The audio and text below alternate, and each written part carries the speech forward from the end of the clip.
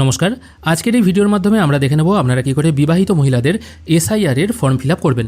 গতকাল আমি একটি ভিডিও আপলোড করেছিলাম যেখানে অনেকেই বলেছেন যে বিবাহিত মহিলারা কী করে ফর্ম ফিল আপ করবেন সেটা একটা দেখিয়ে দিন। সেই জন্য আজকের এই ভিডিওটা লাইন বাই লাইন আমরা বোঝার চেষ্টা করব। প্রথমে দুটো লাইন লেখা আছে ভারতের নির্বাচন কমিশন গণনার ফর্ম, এই দুটো তো জিনিস হাত দেওয়ার দরকার নেই। তারপর থার্ড লাইনে বলা হয়েছে name and contact number of BLO, আপনার বাড়িতে যিনি ফর্ম বিলি করবেন তার নাম এবং তার ফোন নাম্বারটা এই 3 নম্বর লাইনে লেখা থাকবে। যদি কোনো রকম অসুবিধা হয়, ফর্ম কবে আপনি তাকে দেবেন বা ফর্ম ফিল আপ করতে কোনো রকম অসুবিধা হলে আপনারা এই নাম্বারে তাদের সাথে যোগাযোগ করতে পারেন। এরপর চলে আসছি নিচের 5টা যে বক্স আছে সেখানে কী কী লেখা আছে। প্রথমে লেখা আছে নির্বাচকের নাম। এখানে দেখুন একটা নাম লেখা আছে সঞ্চিতা রায়, এটা হচ্ছে নির্বাচকের নাম, অর্থাৎ এই মহিলার বর্তমানে ভোটার কার্ডে যে নামটা আছে সেটাই এখানে লেখা থাকবে। তার সাথে 2025 সাল অনুযায়ী তার ভোটার কার্ড নাম্বার যেটা আছে সেটা এখানে লেখা থাকবে এবং 2025 সাল অনুযায়ী তার ভোটার কার্ডের ঠিক যে ঠিকানাটা আছে হুবহু সেই ঠিকানাটাই এই ঠিকানার ঘরে বাংলায় লেখা থাকবে। এই ঘরটা আপনাকে কিছু হাত দিতে হচ্ছে না, কিছু ফিল আপ করতেও হচ্ছে না। চলে আসছি পাশের ঘরে। পাশের ঘরে এখানে 2025 সালের ভোটার লিস্ট অনুযায়ী সেই ভোটারের ক্রমিক সংখ্যা, অংশ নাম্বার এবং তিনি কোন স্কুলে ভোট দেন সেইটা লেখা থাকবে। বিধানসভা বা লোকসভার নাম এটাও লেখা থাকবে এবং রাজ্যের নাম যেটা আছে সেটা এখানে লেখা থাকবে। এগুলোতে আপনার হাত দিতে হচ্ছে না, জাস্ট লেখা থাকবে, আপনি একবার দেখে নেবেন। তারপর একটি এখানে কিউআর কোড আছে, এটা স্ক্যান করে আপনি সব ডিটেল পেয়ে যাবেন, এখানেও কিছু করতে হবে না। বর্তমানে ভোটার কার্ডে তার যে ফটোটা আছে সেটা এখানে সাদা কালো প্রিন্ট আউট হয়ে আসবে, এটা প্রিন্ট আউট হয়েই আসবে, এখানেও কিছু করতে হবে না। পাশের ঘরে শুধু বলা হচ্ছে সাম্প্রতিকতম ফটো ছাঁটুন। এই পাশের যে ঘরটা ফাঁকা আছে এই ঘরটায় আপনার একটা recent colour passport size photograph paste করতে হবে। খুব বড় দেবেন না, মোটামুটি এই ঘরটার মধ্যে ধরে এরকমই একটা দেবেন। ফটো নিয়েও একটা কনফিউশন আছে, অনেকে বলছেন সাদা ব্যাকগ্রাউন্ডের হতে হবে কিনা, অনেক বিএলওই বলছেন ব্যাকগ্রাউন্ড যেন সাদা হয় এরকম ফটো দিতে, কারণ অনলাইনে ভোটার কার্ড যখন করা হয় না ওখানেও মেনশন করা থাকে সাদা ব্যাকগ্রাউন্ডের ফটো। যদিও অনেকেই সেটা মানেন না, বিভিন্ন রকম ব্যাকগ্রাউন্ড দিয়ে দেন তাই ভোটার কার্ড চলে আসে, কিন্তু এখানে যখন পেস্ট করবেন সাদা বা লাইট কালার ব্যাকগ্রাউন্ডের ফটো এখানে পেস্ট করবেন। তারপর বলা হচ্ছে জন্ম তারিখ, মাস আর বছর অনুযায়ী। এখানেও অনেকের কনফিউশন আছে, অনেক বিবাহিত মহিলার ভোটার কার্ডটি হয়তো অনেক পুরনো, সেখানে শুধু সালটা দেওয়া আছে বা লেখা আছে 1995 সাল অনুযায়ী বয়স এত, এইটা লেখা আছে। পুরো জন্ম তারিখ, মাস, সাল কিছুই লেখা নেই, সালটা লেখা আছে আর কি, কিন্তু মাসটা আর ডেটটা লেখা নেই।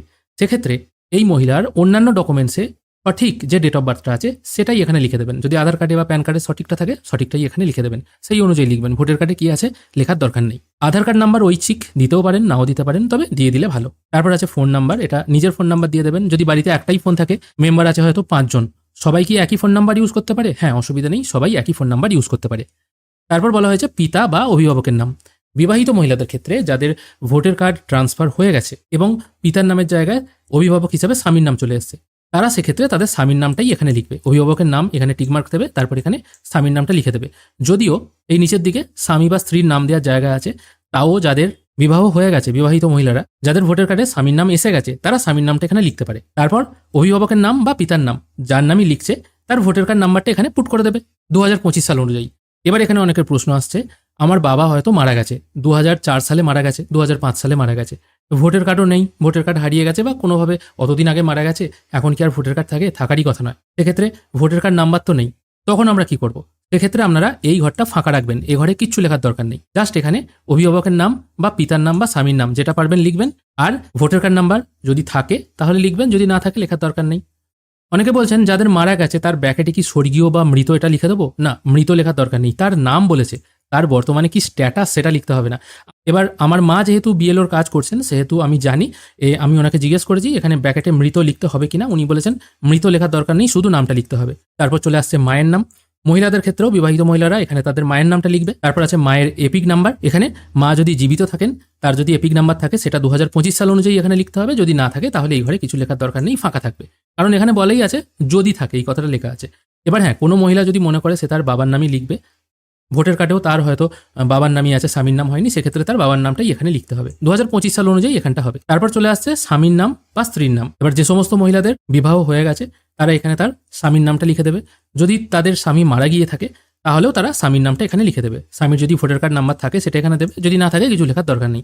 সব কিছু হবে এখানে 2025 সাল অনুযায়ী, 2025 সালে যেটা আছে সেটাই লিখতে হবে। আশা করি ওপরের ঘরটা আপনাদের ক্লিয়ার হয়ে গেছে। বাবা মা স্বামী এনারা যদি জীবিত থাকেন তাদের ভোটার কার্ড নাম্বার যদি থাকে এখানে লিখে দেবেন, যদি না থাকে তাহলে কিন্তু লেখার দরকার নেই, ঘর ফাঁকা রাখবেন। চলে আসছি একদম নিচের অংশে, এটাই হচ্ছে সবথেকে ইম্পর্টেন্ট এবং লেটেস্ট আপডেট আমরা পেয়ে গেছি। এই সম্পর্কের জায়গায় কি লিখবো এটা আমি পরে আলোচনা করছি। এই যে ব্যক্তির আমি ফর্ম ফিল আপ করছি এনার নাম হচ্ছে সঞ্চিতা রায়।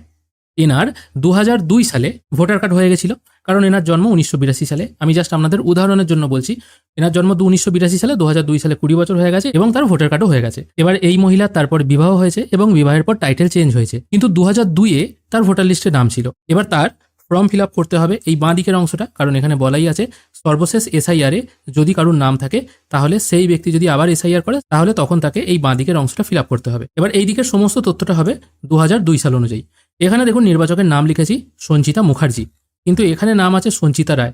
তাহলে নামটা কেন দুরকম হলো? নামটা এই কারণেই দুরকম হলো বা টাইটেলটা এই কারণেই চেঞ্জ হলো, এই মহিলার 2002-এর পর বিবাহ হয়েছে এবং বিবাহের পর তার টাইটেল এই মুখার্জি থেকে চেঞ্জ হয়ে রায় হয়েছে, মানে বর্তমানে যেটা আছে। কিন্তু এই নিচে যখন ফর্ম ফিল আপ সে করবে 2002 সালে তার যে নামটা ছিল সেই নামটাই এখানে ফিল আপ করতে হবে, কারণ বিবাহের আগে তার টাইটেল ছিল হয়তো মুখার্জি, সেই মুখার্জিটাই এখানে লিখতে হবে।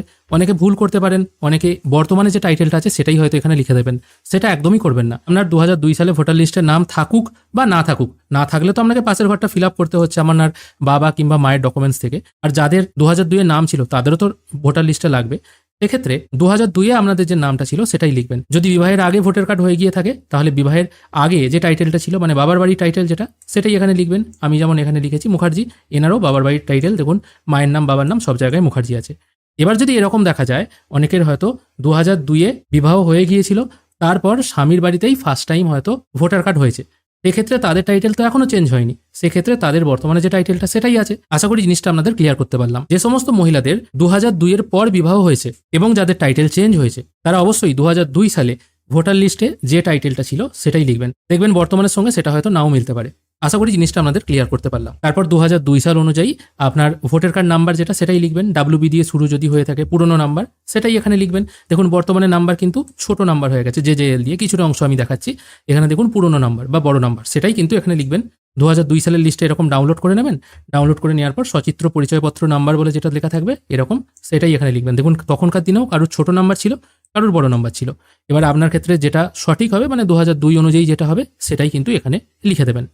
তারপর বলা হয়েছে আত্মীয়ের নাম। এবার এই আত্মীয়ের নামটা কি লিখবেন? 2002 সালে যদি আপনার বিবাহ হয়ে গিয়ে থাকে এবং বিবাহিত মহিলারা যাদের 2002-এ এসআইআরে অংশগ্রহণ করেছিলেন তাদের আত্মীয়ের নামের জায়গায় যদি কারুর স্বামীর নাম থেকে থাকে তাহলে স্বামীর নাম লিখবেন, যদি কারুর বাবার নাম থেকে থাকে তাদের বাবার নাম লিখবেন। এবার বাবার নাম তাদেরই থাকবে যাদের বিবাহের আগেই ভোটার কার্ড হয়ে গিয়েছিল এবং 2002-এ যারা এসআইআরে অংশগ্রহণ করেছিলেন। আর আমার কথা বুঝতে যদি অসুবিধা হয় সোজাসুজি 2002-এর লিস্ট খুলবেন, এখানে আপনার নাম দেখবেন, সে আপনার নাম কি আছে সেটা এই নিজের এই নামের জায়গায় চোখ বুজে লিখে দেবেন। তারপর কি আছে এপিক নাম্বার, সেই এপিক নাম্বারটা এখানে খুঁজবেন। এপিক নাম্বার যেটা লেখা আছে সেটা এখানে লিখে দেবেন। যদি থাকে, অনেকে দেখবেন এপিক নাম্বার নাই, সেক্ষেত্রে কিছু লেখার দরকার নেই। তারপর বলা হয়েছে আত্মীয়ের নাম। আবার 2002-এর লিস্ট খুলবেন, এখানে সম্পর্কের জায়গায় কী লেখা আছে দেখবেন, সেই নামটা এই পাশের ঘরে বা এই ঘরটায় লিখে দেবেন। তারপর লেখা আছে সম্পর্ক। আবার এইরকম 2002-এর লিস্ট খুলবেন, এখানে দেখুন সম্পর্ক লেখা আছে। সম্পর্কে আপনার যে সম্পর্ক লেখা আছে পিতা বা স্বামী যেটা হবে সেটা এই ঘরটাই লিখে দেবেন। আশা করি জিনিসটা আপনাদের ক্লিয়ার করে বোঝাতে পারলাম। এবার যদি সেই মুহূর্তে কারোর বাবা না থাকে সেক্ষেত্রে তার হয়তো মায়ের নাম ছিল এই জায়গায়, সেক্ষেত্রে সে মাতাই লিখবে, ঠিক আছে। তারপর আছে জেলা। এবার এখানে অনেকে কনফিউজ হয়ে যাচ্ছে। এবার অনেকে বলছে আমার জন্ম বিহারে, আমি বিহারেই মানুষ হয়েছি, বিবাহের পর আমি ওয়েস্ট বেঙ্গলে এসেছি, বা আমার জন্ম রাজস্থানে, আমি রাজস্থানে বিবাহের পর এসেছি, আমরা কি করব? আপনাদের ওখানে যে লাস্ট এসআইআর হয়েছিল সেখানকার ডিটেল দিতে হবে। এটা যে সবার পশ্চিমবঙ্গ অনুযায়ী হবে তা কিন্তু নয়। সেক্ষেত্রে আপনার যদি অন্য কোনো রাজ্যে জন্মস্থান হয়ে থাকে এবং 2002-এ সেই রাজ্যের ভোটার লিস্টে যদি আপনার নাম থাকে, এবার যে রাজ্য যে সাল অনুযায়ী ধরছে সেটা আমি বলে নিচ্ছি, সেই অনুযায়ী যদি নাম থেকে থাকে সেই জেলার নাম আপনাকে দিতে হবে। আর যদি পশ্চিমবঙ্গের কোনো জেলা হয়ে থাকে সেটাই দেবেন। বিবাহের আগেই যদি 2002-এর লিস্টে আপনার নাম থেকে থাকে, বিবাহের পর তো সেটা চেঞ্জ হয়েছে, সেক্ষেত্রে আপনার জেলার নাম, রাজ্যের নাম এগুলো চেঞ্জ হয়ে যাবে, সেটা কিন্তু ওই অনুযায়ী দেবেন। ওই একই রকমভাবে আবার 2002-এর লিস্ট খুলবেন। এটা যেহেতু পশ্চিমবঙ্গের লিস্ট সেই জন্য বাংলায় লেখা আছে, অন্য জায়গাকার লিস্ট হলে হয়তো হিন্দিতে লেখা থাকবে। এটা ধরুন অন্য জায়গার যদি লিস্ট হয়, এটা যদি ধরুন এমন একটা বিধানসভা হলো সেটা পশ্চিমবঙ্গের কোনো বিধানসভা নয়, সেক্ষেত্রে আপনার সেই বিধানসভার নাম সেটা 2002-এ যেটা ছিল সেটা লিখবেন। রাজ্যের নাম যেটা ছিল, যদি পশ্চিমবঙ্গ হয়ে থাকে তো পশ্চিমবঙ্গেই লিখবেন। যদি অন্য রাজ্য হয়ে থাকে, বিহার, ঝাড়খণ্ড, গুজরাট, তামিলনাড়ু, কেরালা, যে কোনো রাজ্য হতে পারে, যে রাজ্য আছে সেটাই লিখে দেবেন। আর জেলার নাম আপনি 2002 সালে কোন জেলায় ছিলেন, যদি পশ্চিমবঙ্গে সেম জেলা হয়ে থাকে, বিবাহের পরও হয়তো সেম জেলায় আছে, তাহলে তো অসুবিধা নেই। ধরুন আপনার বাবার বাড়ি হচ্ছে হুগলিতে, বিবাহের পর আপনি চলে এসেছেন হয়তো পুরুলিয়া, 2002 আপনার নাম হয়তো হুগলিতেই ছিল, সেক্ষেত্রে হুগলিই লিখবেন। আশা করি এই জিনিসটাও আপনাদের ক্লিয়ার করতে পেরেছি। এটা শুধুমাত্র যে পশ্চিমবঙ্গ অনুযায়ী হবে তা নয়, আমরা যদি 2002-এ অন্য কোনো স্টেটে বা অন্য কোনো ডিস্ট্রিক্টে নাম থেকে থাকে সেটা ওই অনুযায়ী হবে। তারপর বলা হয়েছে বিধানসভা ক্ষেত্রের নাম্বার 2002 সাল অনুযায়ী হবে। পশ্চিমবঙ্গ ছাড়া অন্য কোনো রাজ্যের যদি আপনি হয়ে থাকেন সেখানকার 2002 এর লিস্ট ডাউনলোড করবেন সেই অনুযায়ী, বা পশ্চিমবঙ্গেরও যদি হয় বিধানসভা ক্ষেত্রের নাম্বারটা আপনারা পেয়ে যাবেন। এইখানে দেখুন লেখা আছে বিধানসভা ক্ষেত্রের নাম্বার। বিধানসভা হচ্ছে রায় না, এটা জাস্ট একটা উদাহরণের মাধ্যমে দেখাচ্ছি। আর ক্ষেত্রের নাম্বার হচ্ছে 273, এখানে লিখে দেবেন আপনারা 273 2002 অনুযায়ী। তারপর বলা হয়েছে অংশ নাম্বার, এটাও 2002 অনুযায়ী হবে। এখানে দেখুন লেখা আছে অংশ নাম্বার 188, আপনাদের যেটা হবে সেটা এখানে লিখবেন। আর বলা হয়েছে ক্রমিক সংখ্যা, ক্রমিক সংখ্যা এখানে দেখুন লেখা আছে আপনার নামের পাশে, যাদের 2002 এর নাম আছে তাদের নামের পাশে যে ক্রমিক সংখ্যাটা লেখা থাকবে এই ক্রমিক সংখ্যার ঘরে নিচের অংশটাই লিখে দেবেন। আশা করি বোঝাতে পারলাম যাদের 2002 এর লিস্টে নাম আছে তারা কি করে এই ঘরটা ফিল আপ করবে। এবার যাদের 2002 এর লিস্টে নাম নেই, তার পিতা বা মাতা অথবা দাদু ঠাকুমা এই কারুর ছিল, এক্ষেত্রে তাদেরকে কিন্তু এই ডান দিকের ঘরটা ফিল আপ করতে হবে। এবার ডান দিকের ঘরটায় ফিল আপ করতে গিয়ে অনেকে বলছেন আমার বাবা মা দাদু ঠাকুমা কারুরই নাম নেই, আমরা কি এখানে আত্মীয়ের বিবরণের জায়গায় এখানে স্বামীর নাম ধরে এসআইআর করতে পারি? স্বামীর নাম দিতেও পারেন, কিন্তু বিএলওদের সাথে আমি কথা বলে জেনেছি এখানে শুধুমাত্র বাবা মা দাদু ঠাকুমা এই 4 জনের নামই দেওয়া যাবে, স্বামীর নাম কিন্তু দেওয়া যাবে না। আবার অনেক বিএলও বলছেন এখানে স্বামীর নামও দেওয়া যাবে। এবার স্বামীর নাম দিলে আপনার বাড়িতে নোটিশ আসতে পারে এবং ওই 11টি ডকুমেন্টসের মধ্যে যে কোনো একটি ডকুমেন্টস দেখিয়ে আপনাকে প্রুফ করতে হবে আপনি ভারতীয়। তবে বেস্ট অপশন হচ্ছে বাবা মা দাদু ঠাকুমা। এবার ধরা যাক এই ব্যক্তি সঞ্চিতা রায় নামক যে ব্যক্তি আছে তার জন্ম হয়তো অনেক পরে, 1982 নয়, 1995 সালে বা 2000 সালে জন্ম। বর্তমানে তার বয়স 25 বছর। এবার রিসেন্টলি তার হয়তো ভোটার কার্ড হয়েছে, 2002 সালে তার নাম থাকেনি। এবার সেই ব্যক্তি যখন এসআইআর করবে সে তখন তার বাবা মা দাদু এবং ঠাকুমা এই 4 জনকে দিয়ে ফর্ম ফিল আপ করতে পারে, মানে এই ডান দিকের অংশটা ফিল আপ করতে পারে। সেক্ষেত্রে এখানে যে নামটা লিখবে সে কিন্তু লিখবে তার বাবার নাম। বাবা মা দাদু ঠাকুমা 4 জন হতে পারে, আমি বাবাটাকেই কমন ধরে নিচ্ছি। দেখুন এখানে বাবার নাম লেখা আছে সুকুমার মুখার্জি, এখানেও লিখতে হবে সুকুমার মুখার্জি। 2002 এর লিস্টে হয়তো তার বাবার নাম আছে সুকুমার কুমার মুখার্জি, ঠিক আছে? এরকম যদি থেকে থাকে তাহলে সেই সুকুমার কুমার মুখার্জিটাই লিখবে। বর্তমানে যেটা আছে সেটা কিন্তু লিখলে হবে না, যেটা ছিল তখন 2002 অনুযায়ী সেটাই লিখতে হবে। তারপর আছে এপিক নাম্বার, যেহেতু এটা আমি বাবা ধরে করছি, আপনারা মা দাদু ঠাকুমা যেটা ইচ্ছে করতে পারেন। এপিক নাম্বার যদি 2002 এর লিস্টে আপনার বাবার এপিক নাম্বার বা ভোটার কার্ড নাম্বার থাকে, এবার ভোটার কার্ড নাম্বারটাই এপিক নাম্বার, সেটাই হচ্ছে সচিত্র পরিচয়পত্র নাম্বার। একই জিনিস, অনেকে এটাও কনফিউজ হয়ে যাচ্ছেন। সচিত্র পরিচয়পত্র number, epic number, voter card number একই জিনিস। এই নাম্বারটা যদি থাকে তাহলে আপনারা এ ঘরে লিখবেন, যদি না থাকে কিছু লেখার দরকার নেই। তারপর বলা হয়েছে আত্মীয়ের নাম। আত্মীয়ের নামের জায়গায় এই লিস্টটা আবার খুলবেন। যদি আপনি আপনার বাবা মা দাদু ঠাকুমা যার ধরেই করুন না কেন, তার ভোটার কার্ডে এখানে এই যে সম্পর্কিত ব্যক্তির নাম লেখা আছে, এই ব্যক্তির নাম যেটা আছে সেটা এ ঘরে লিখে দেবেন। মানে আপনি যার ভোটার কার্ড ধরে এসআইআর করছেন তার ভোটার কার্ডে তার বাবার নাম ছিল না, দাদুর নাম ছিল না, ঠাকুমার নাম ছিল না, মায়ের নাম ছিল, যেটা ছিল সেটা এখানে লিখবেন। এটাতেও যদি আপনি আমার কথা বুঝতে না পারেন তাহলে আপনি যার ভোটার কার্ড ধরে এসআইআর করবেন তার লিস্ট খুলবেন এখানে। ধরা যাক আপনি এই ব্যক্তির নাম ধরে এসআইআর করছেন, নাম হচ্ছে সুধীর, ধরা যাক আপনার বাবার নাম হয়তো সুধীর, সেক্ষেত্রে এখানে লিখে দিলেন সুধীর। আমি এখানে জাস্ট বোঝানোর জন্য বলছি সুধীর। তারপর তার এপিক নাম্বারটা যে এল দিয়ে শুরু সেটা ঘরে লিখে দিলেন। তারপর আত্মীয়ের নামটা 2002 অনুযায়ী এখানে সম্পর্কিত ব্যক্তির নাম বা আত্মীয়ের নাম একই কথা যেটা আছে সেটা এই ঘরটায় লিখে দেবেন। এই ক্ষেত্রেও দেখুন একই আছে, এখানে উল্লিখিত ব্যক্তির নাম সঞ্চিতা রায়, তার পিতার নাম ছিল সুকুমার মুখার্জি, তার পিতাকে দিয়েই এসআইআর করাচ্ছেন কারণ তার পিতার 2002 এর ভোটার লিস্টে নাম ছিল। আমি এখানে সুকুমার মুখার্জি লিখে দিয়েছি। সুকুমার মুখার্জির 2002 যে এপিক নাম্বারটা ছিল সেটা এখানে লিখতে হবে, যদি থাকে লিখবেন, যদি না থাকে লেখার দরকার নেই। তারপর আছে আত্মীয়ের নাম। এবার এই যে সুকুমার মুখার্জি, এই সুকুমার মুখার্জির ভোটার কার্ডে তার রিলেটিভ নেম বা আত্মীয়ের নাম হিসেবে যার নাম ছিল সেটাই এখানে লিখতে হবে, যদি তার বাবার নাম থাকে তাহলে সেটা লিখবেন। তারপর বলা হচ্ছে সম্পর্ক। এই সম্পর্কের ঘরটা অনেকটা কনফিউশন হয়ে যাচ্ছে, তবে আমি লেটেস্ট আপডেট যেটা পেয়েছি এবং যেটা ফাইনাল আপডেট সেটা হচ্ছে এটা। এই সম্পর্কের ঘরটা হবে এখানে যে ব্যক্তির নাম আপনি দিচ্ছেন এই ব্যক্তির সাথে যে ব্যক্তি হচ্ছে নির্বাচক, মানে যার নামে ফর্ম বেরিয়েছে তার সাথে কি সম্পর্ক সেটাই কিন্তু এখানে দেখতে হবে। এই ব্যক্তির সাথে এই ব্যক্তির কি সম্পর্ক সেটাই এখানে দিতে হবে। নির্বাচকের নাম যার নাম লেখা আছে তার সাথে আপনি আত্মীয়ের নাম যেটা দিচ্ছেন, এখানে যার নাম দিচ্ছেন তার সাথে আপনার কি সম্পর্ক সেটা এখানে লিখবেন। অনেকে বলছেন এই সম্পর্কটা হবে এই দুই ব্যক্তির মধ্যে সম্পর্ক, সেটা কিন্তু নয়। যার নাম ধরে আপনি এসআইআর করছেন তার সঙ্গে আপনার কি সম্পর্ক সেটাই কিন্তু এই ঘরটায় লিখতে হবে। এমনকি বিএলও অ্যাপেও কিন্তু বাবা মা দাদু ঠাকুমা এই 4টে অপশনই আছে, আর কোনো অপশন নাই। তাই আপনি যদি স্বামীর নাম ধরেও এসআইআর করতে চান আপনাকে কিন্তু ম্যাপিং করানো যাবে না। তারপর বলা হয়েছে জেলা। এই জেলা হবে 2002 সাল অনুযায়ী আপনি কোন জেলায় ছিলেন সেটাই লিখবেন। এবার 2002 সালে যদি আপনি অন্য কোনো জেলায় থেকে থাকেন, পশ্চিমবঙ্গ ব্যতীত অন্য কোনো রাজ্যে থেকে থাকেন, তাহলে সেই রাজ্যের 2002 অনুযায়ী যে ডিটেল আছে সেটাই আপনাকে ফিল আপ করতে হবে। যদি আপনি পশ্চিমবঙ্গের হয়ে থাকেন তাহলে পশ্চিমবঙ্গের কোন জেলায় আপনি ছিলেন সেটাই লিখবেন, কারণ বিবাহের পর তো জেলা চেঞ্জ হতে পারে, রাজ্যটাও চেঞ্জ হতে পারে, ঠিক আছে? তারপর চলে আসছে জেলার নাম, রাজ্যের নাম।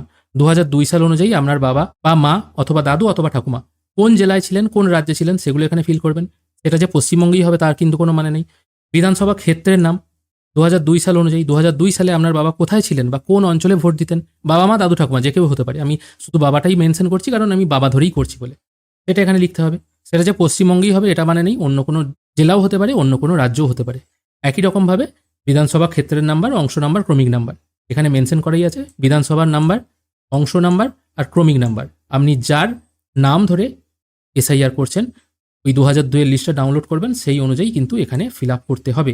ঠিক যেটা আমি এখানে বললাম সেটাও কিন্তু এখানে হবে, শুধু বাম দিকের ঘরে নিজের আর ডান দিকের ঘরে রিলেটিভের। আশা করি আপনাদেরকে জিনিসটা বোঝাতে পারলাম বিবাহিত মহিলারা কি করে ফর্ম ফিল আপ করবেন। ভিডিও যদি ভালো লেগে থাকে অবশ্যই একটি লাইক করবেন। ভিডিও দেখার জন্য অসংখ্য ধন্যবাদ, ভালো থাকবেন।